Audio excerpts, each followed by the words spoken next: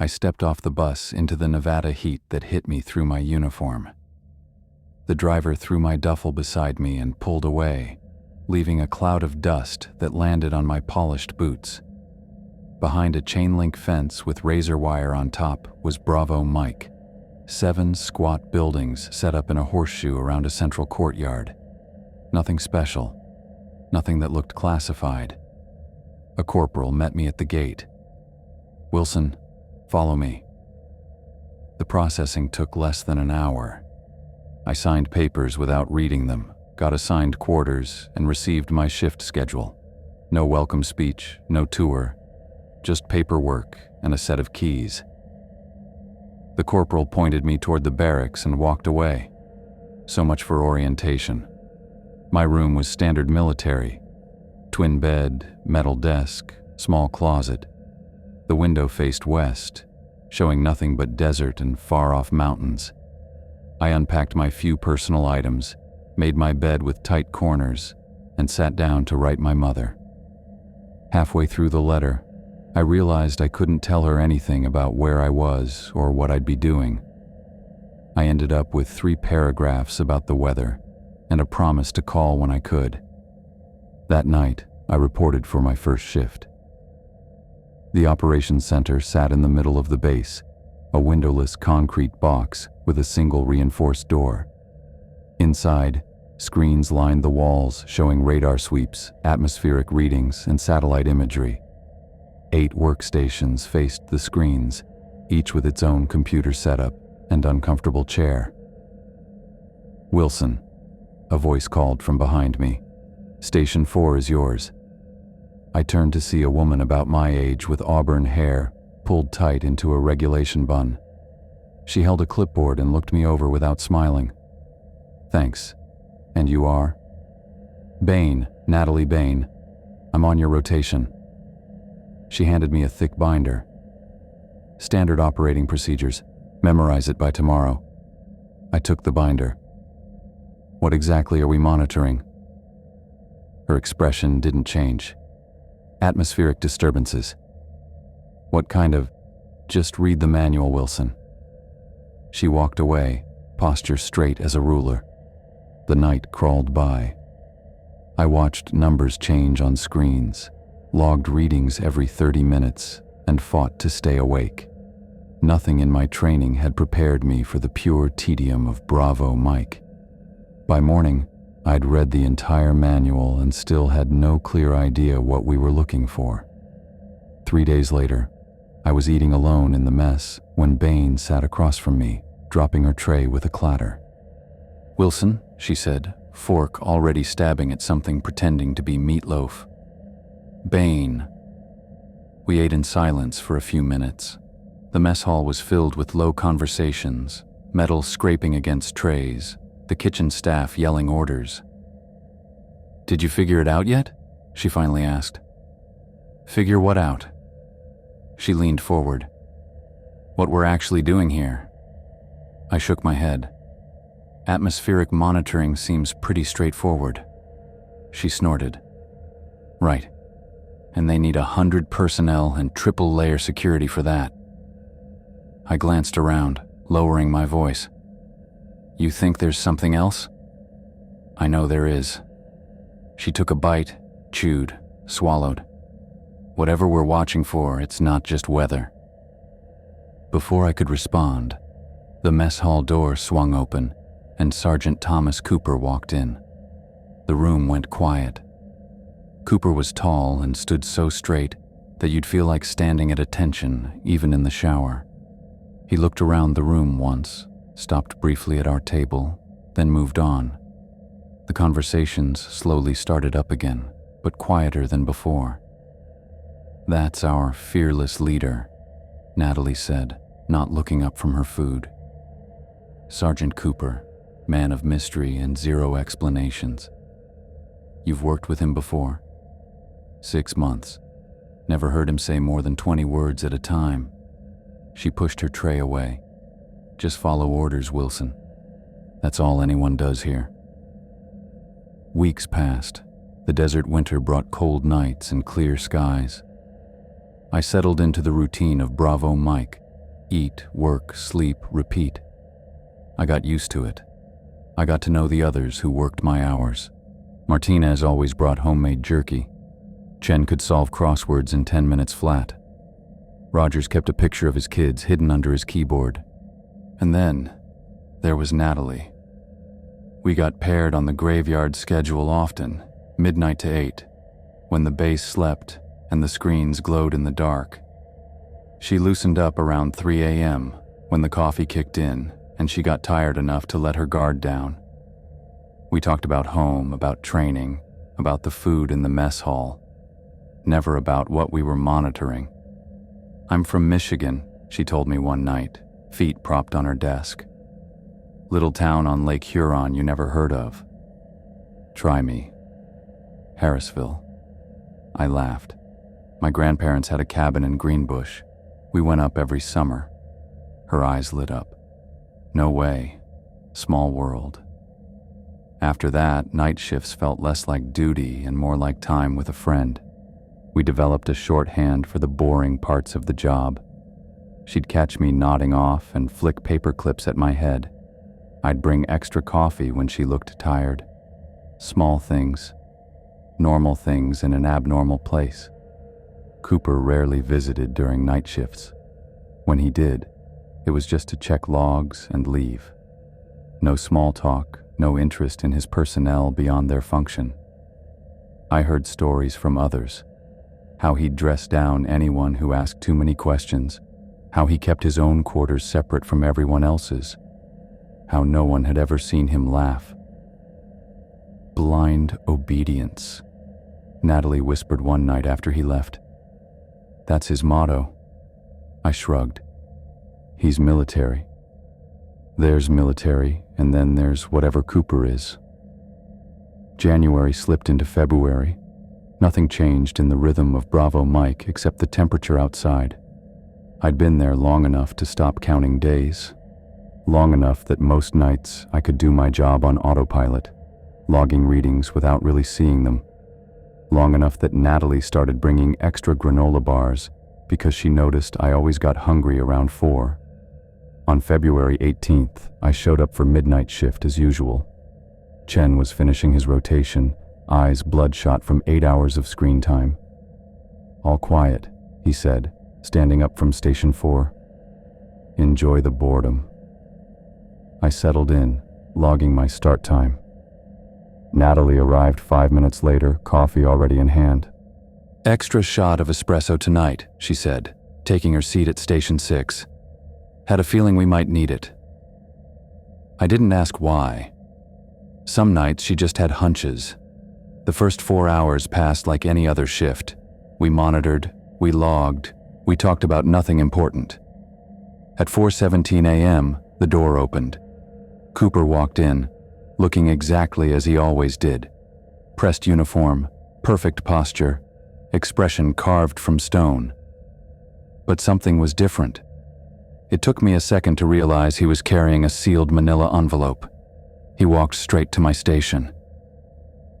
"Wilson." I sat up straighter. "Yes, Sergeant?" "You have new orders." He placed the envelope on my desk. "Read them, memorize them, then destroy them. You have 5 minutes." He stepped back, watching me. I felt Natalie's eyes on me too, but didn't look her way. The envelope had no markings except a red stamp reading "Classified" across the seal. I broke it open and pulled out a single sheet of paper. The orders were simple but made no sense. I was to proceed to Building C, Room 217, and wait for further instruction. I was not to discuss these orders with anyone. I was not to deviate from the prescribed route. I was to bring no electronic devices. I memorized the instructions, then handed the paper back to Cooper. He took a lighter from his pocket and burned it, letting the ashes fall into a trash can. "Report to Building C now," he said. "Bain, you're coming too." Natalie looked up, surprised. "Me, Sergeant?" "Different assignment, same destination. Move out." We followed Cooper out of the operations center into the cold desert night. Stars filled the sky, so many they seemed to crowd each other out. Our breath made clouds in front of us as we walked across the courtyard toward Building C, the one structure at Bravo Mike I'd never entered. Cooper unlocked a series of doors, each requiring different keys and codes.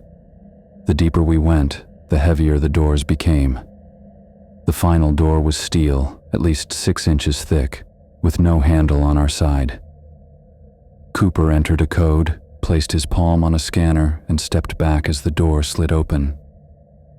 "Inside," he said. The room beyond was small with basic furniture, a few chairs lined up facing a heavy-duty window that covered most of one wall. The window showed nothing but darkness.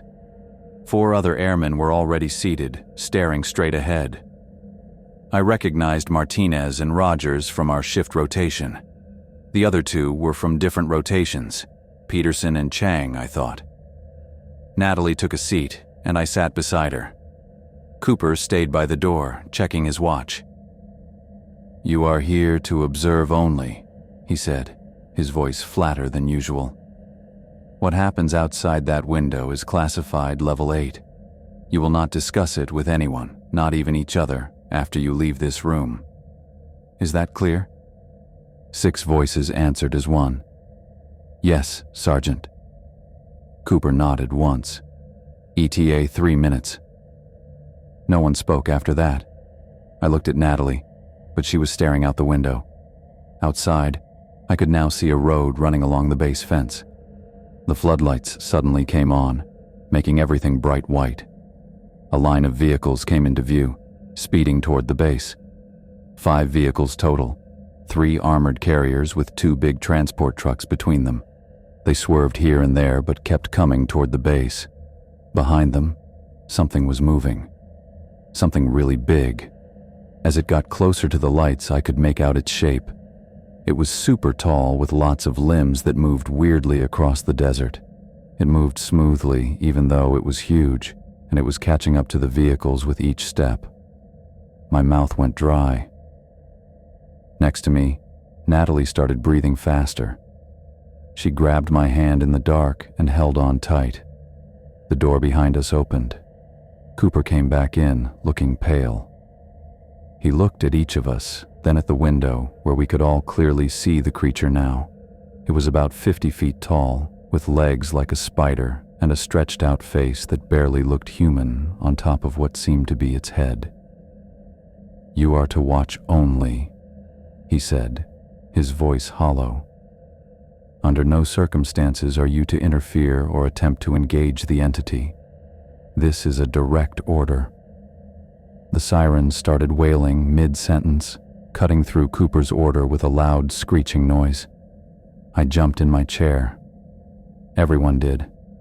The floodlights outside flickered twice, then got even brighter, making the desert look stark and harsh. Cooper's radio crackled. He pulled it from his belt, listened for 3 seconds, then slammed it back into place.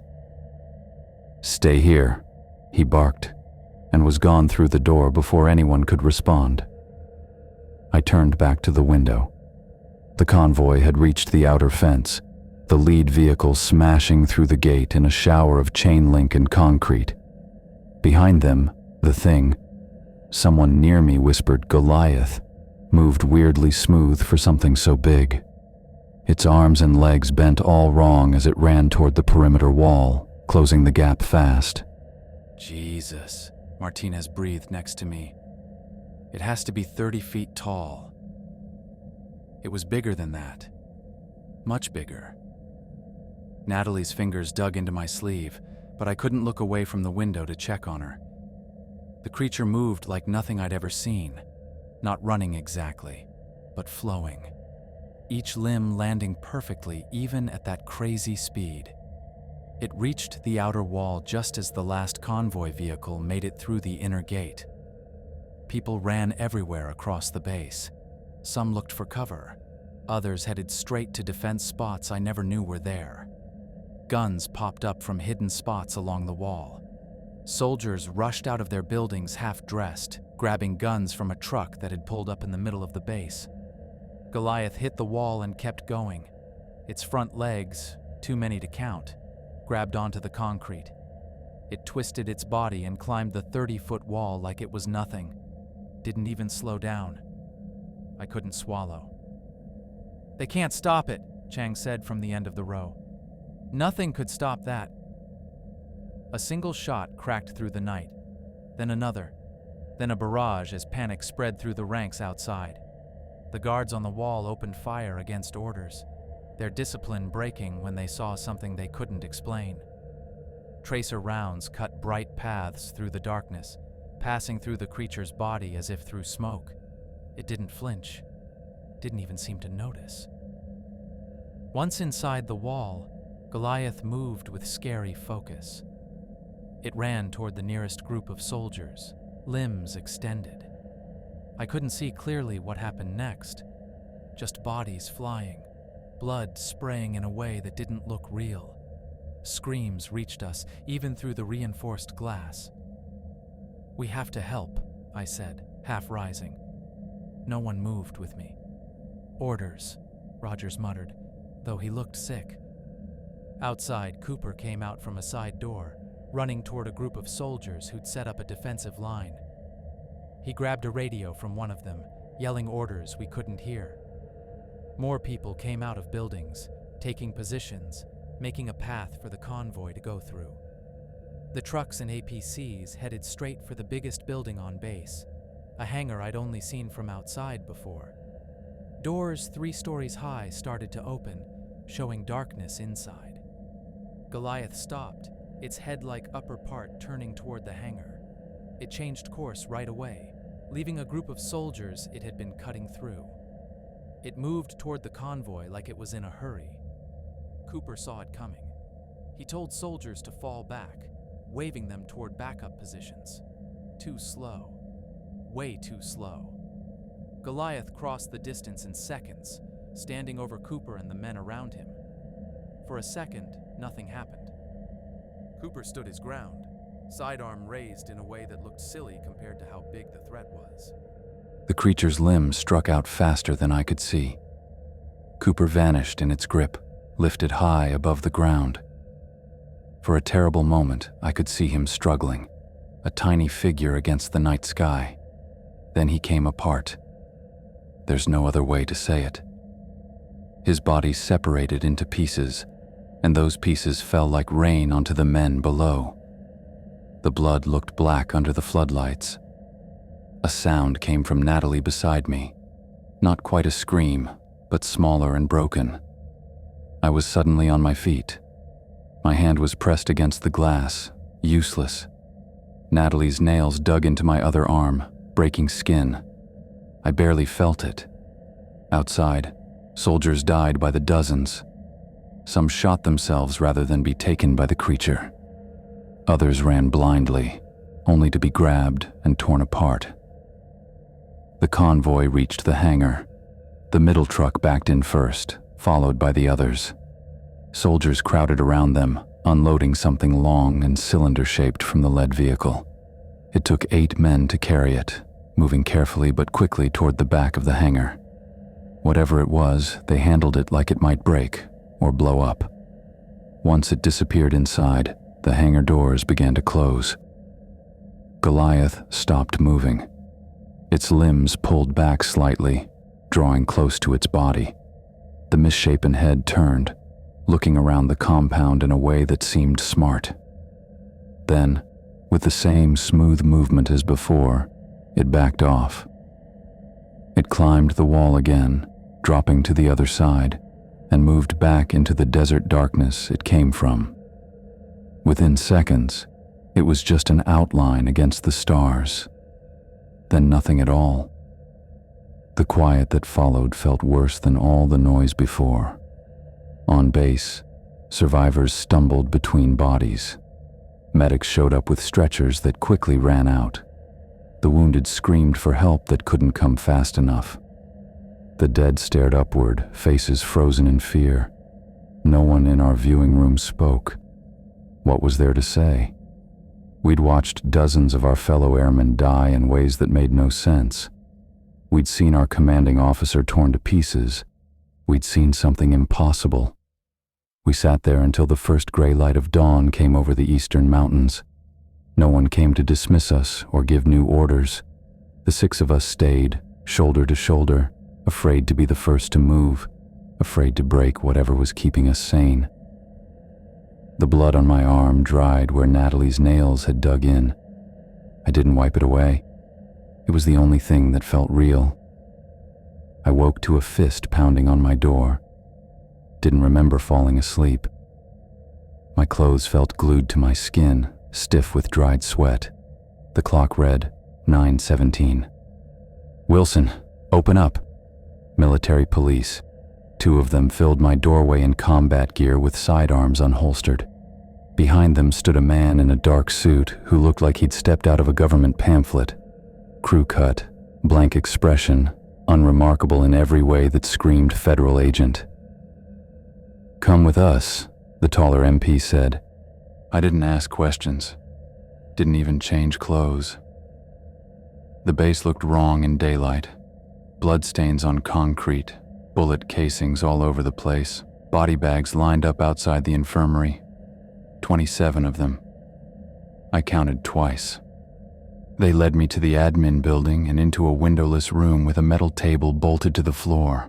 The suit followed, closing the door with a click that sounded like a gunshot. "James Wilson," he said, not a question. "I'm Agent Reed. You're going to tell me everything you saw." The questions went on for hours. Each answer recorded, time-stamped, filed away. I told him about the convoy, the creature, Cooper. My throat went dry. They didn't offer water. "Did the entity communicate with anyone?" Reed asked. "No." "Did you observe any weaknesses?" "Bullets passed through it." "Were there any unusual smells, sounds, or atmospheric disturbances?" I remembered the stillness before it appeared. "No." More questions. Same ones rephrased. Reed checking my face for lies I wasn't telling.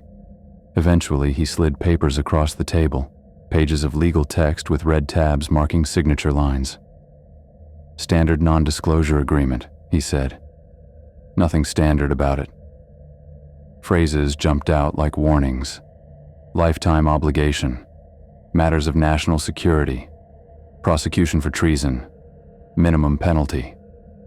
What happens if I don't sign? Reed didn't blink. Prison. For a very long time. I sighed. They released me at sunset. I stumbled back to my quarters past cleanup crews hosing blood into drains. No sign of the bodies. No sign anything had happened except for sections of missing wall and bullet holes in concrete. My room had been searched. Drawers left open, bed stripped, personal items moved. I collapsed anyway, too empty to care. At 06 Mines the next morning, transfer orders arrived. Osan Air Base, South Korea, effective immediately. A corporal I'd never seen before handed me the paperwork and said I had 2 hours to pack. I tried calling Natalie's quarters. No answer. Went to her barracks. Found it empty, bed stripped, closet cleaned out. Asked around. No one had seen her. 40 minutes before my transport left, I found Martinez loading his gear into a truck. "You seen Bain?" I asked. He glanced around before answering. "Ramstein." "Germany?" "Shipped out at dawn. They're scattering everyone who was in that room." He slammed the truck door shut. "Don't try to contact anyone. They're watching." The flight to Osan lasted 16 hours. I spent it staring at the seat back, replaying that night, seeing Cooper pulled apart, hearing the screams cut short. The airman next to me asked twice if I was okay. I lied both times. South Korea blurred past. Days became weeks. I did my job, filed reports, followed orders. At night, I wrote letters to Natalie that came back stamped undeliverable, sent emails that bounced, called numbers that didn't connect. After 3 months, a message reached my terminal. "Stop trying. N." I stopped. The nightmares started in month 4. Always the same. Goliath finding me, lifting me like it had Cooper, my body coming apart like cheap fabric. I'd wake twisted in sheets, throat raw from screams I hadn't heard myself make. My roommate requested a transfer. Can't blame him. The military doctor prescribed pills that turned the dreams to static.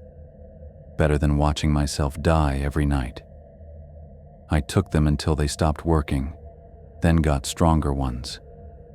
Worked my way through the pharmacy until nothing helped. Found bourbon instead. Finished my service in 2013 and settled in Denver. Rented a one-bedroom near downtown and landed an IT security job I could do half drunk. The HR manager who hired me had a brother in the Air Force. Military discount, she called it. Tried therapy. VA doc with a beard and coffee breath who nodded at my vague descriptions of combat trauma and wrote prescriptions that joined the others in my medicine cabinet. Couldn't tell him the truth. Couldn't tell anyone. Tuesday nights I'd meet other vets at a bar off Colfax. They talked about Afghanistan, Iraq, IEDs, and firefights. Real horrors, human horrors. I'd nod like I understood, drink until their faces blurred, then stumble home to my empty apartment. 6 years passed. I functioned, held jobs, dated women who eventually got tired of the parts of me I couldn't explain. Drank less, worked more, started running until my lungs burned and my legs went numb. Pain helped, made other things fade. In 2019, I was doing contract work for a Seattle firm, security audit, 2 weeks on site, boring work in a rainy city. One night I walked into a 24-hour diner near my hotel, soaked from a sudden downpour, and there she was, Natalie, sitting in a corner booth with medical textbooks spread around her, red pen between her teeth, hair pulled back in the same tight bun. 6 years older, but unmistakable. She looked up as the bell above the door jingled. Our eyes met. Neither of us moved. "Wilson," she finally said, red pen hovering. "Bain." The waitress appeared, coffee pot in hand. I ordered a cup I didn't want, walked to Natalie's booth and sat without asking. She closed her books, one by one. "You look," she started, "older." I was going to say dry, it's pouring outside. "I just came in." Awkward silence stretched between us, years of it packed into seconds. I suddenly couldn't remember why I'd approached her. What was there to say? She broke first.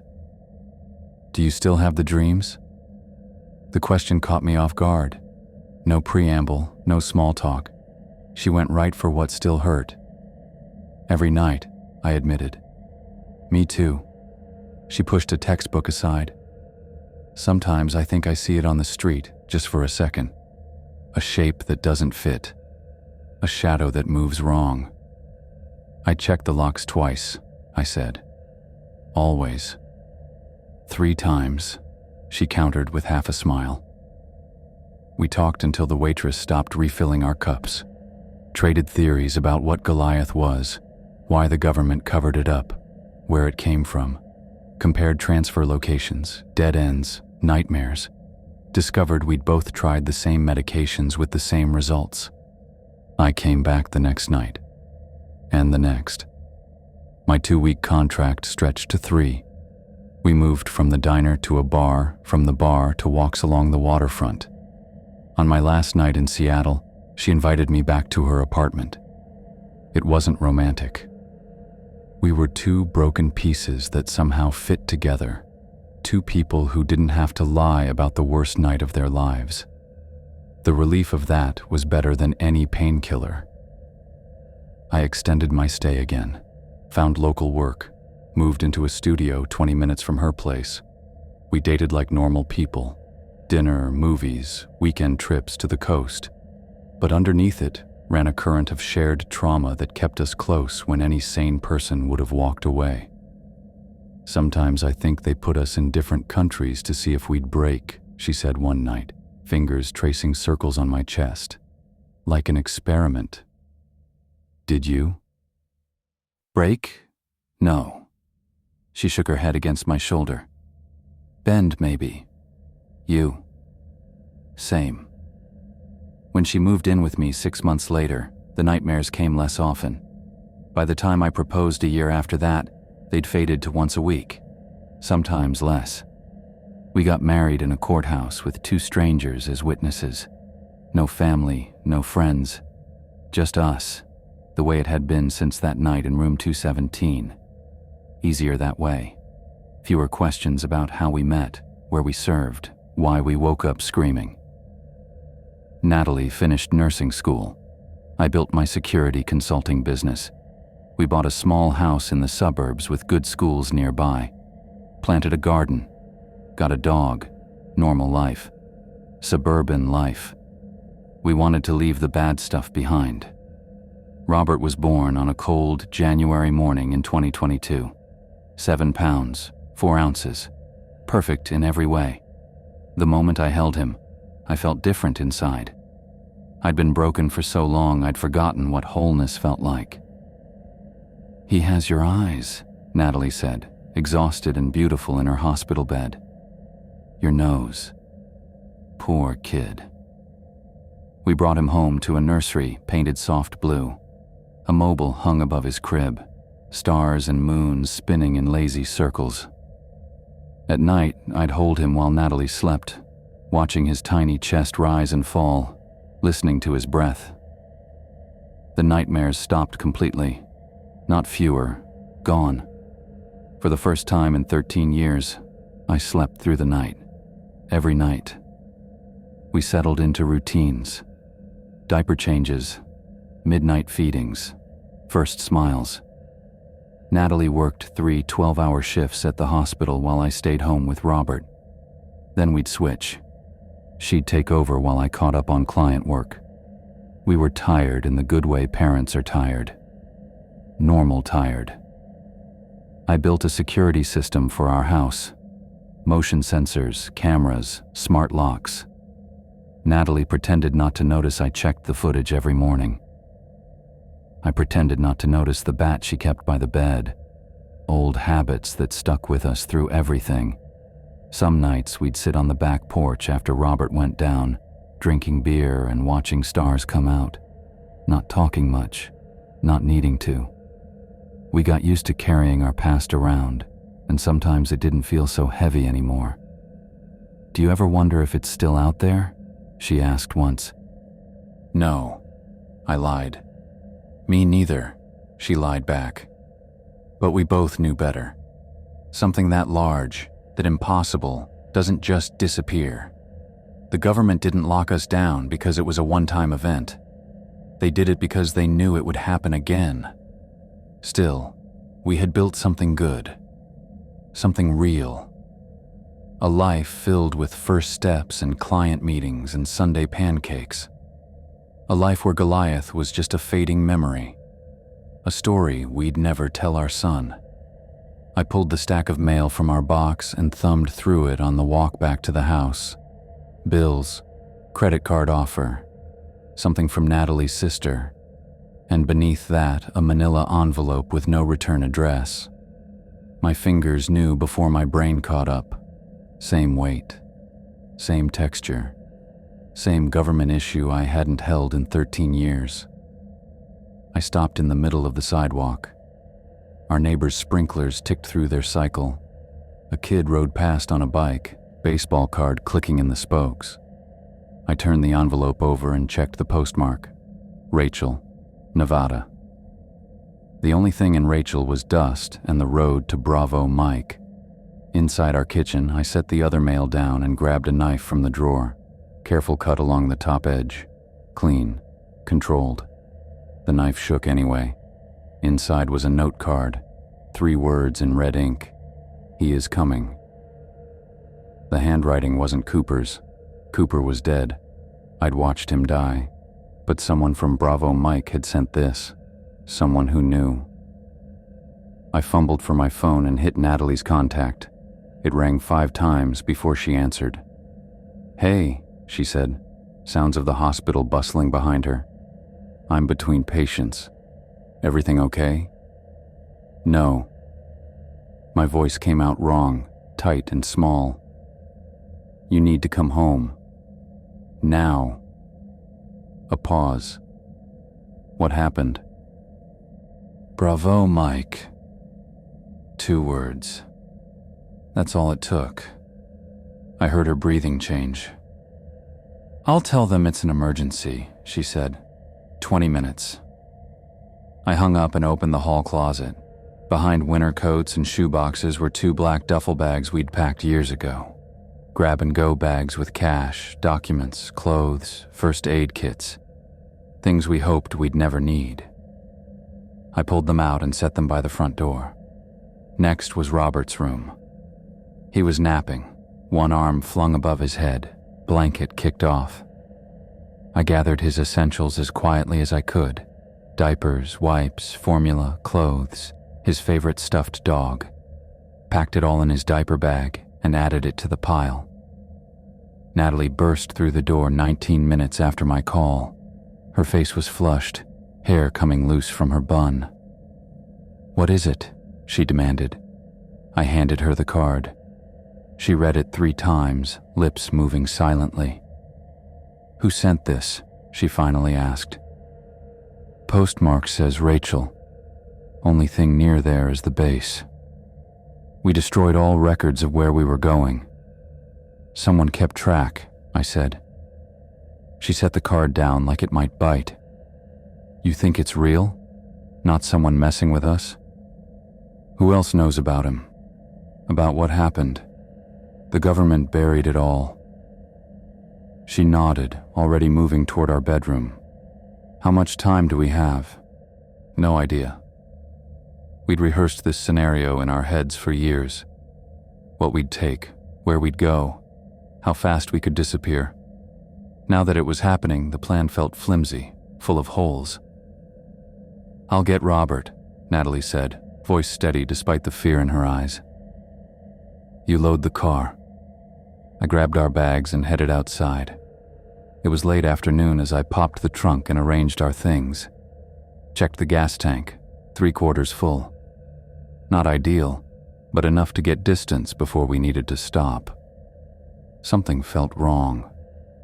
I paused, keys in hand, listening. No birds, no neighborhood sounds. Just the faint hiss of someone's sprinkler 2 houses down. It was too quiet. Natalie appeared with Robert bundled against her chest, still sleepy from his nap. "Car seat," she said. I helped her secure him in the back, his tiny face scrunched in confusion. He sensed our panic. Kids always know. "Where are we going?" Natalie asked, climbing into the passenger seat. "East, away from the coast." I started the engine. "We can figure out details once we're moving." "Should we try to contact the others? Martinez, Chang?" "Martinez is overseas. No idea where Chang ended up." I backed out of the driveway. "Try Michael, he's in Portland." Natalie pulled out her phone while I looked around the street. Still unnaturally quiet. No dog walkers, no kids playing, nobody checking mail. "Voicemail," she said after a moment. "Michael, it's Natalie Bain from Bravo Mike. If you're getting this, you might be in danger. Call me immediately." She left her number and hung up. Robert started crying as we turned onto the main road. Not his usual fussy cry. This was different. Frightened. Natalie twisted in her seat to comfort him. "It's okay, baby. We're just going on a trip." The lie sounded hollow, even to me. I hit the gas harder than necessary, tires chirping on asphalt. The car picked up speed as we approached the intersection that would take us to the highway. 3 more blocks, 2, 1. The ground trembled. So slight I might have missed it if I hadn't been waiting for something, anything. A vibration that traveled up through the wheels and into the steering column. I checked the rearview mirror. 4 blocks back, between houses, something moved. Something large. A distortion in the air like heat waves, but sharper. more defined. "James," Natalie said, voice barely audible. "I see it." Robert's cries grew louder. I pressed the accelerator to the floor. The engine roared in protest as we shot through a yellow light and onto the entrance ramp. "Call Michael again," I said. Natalie tried 3 times. No answer. "Where are we going?" she asked, strain breaking through her calm facade. I suddenly realized the awful truth. I don't know. Goliath was back. The creature that had torn apart Cooper and dozens of others 13 years ago had found us. Whether it had been hunting us all this time or just now picked up our trail didn't matter. It was here. I merged onto the highway at 20 over the speed limit, weaving between cars. In the back seat, Robert's cries had softened to whimpers. Natalie reached back to touch his leg, her hand trembling slightly. "How did it find us?" she asked. "I don't know that either." 13 years of nightmares. 13 years of jumping at shadows and checking locks. 13 years of telling ourselves we were safe, that it was over. All blown away by 3 words on a note card. I pushed the car faster, watching the rearview mirror more than the road ahead. Nothing followed. No massive shape flowing over asphalt. No spider-like limbs reaching between vehicles. But that didn't mean it wasn't coming. "We need a plan," Natalie said. "Somewhere it can't find us." But we both knew there was no such place. We'd seen what Goliath could do, how it moved, how it hunted, how it killed. "We keep driving," I said, knuckles white on the steering wheel. "We don't stop until we have to." The highway stretched before us, carrying us away from our home, away from the life we'd built, but not away from the nightmare, never away from that. It had only just begun.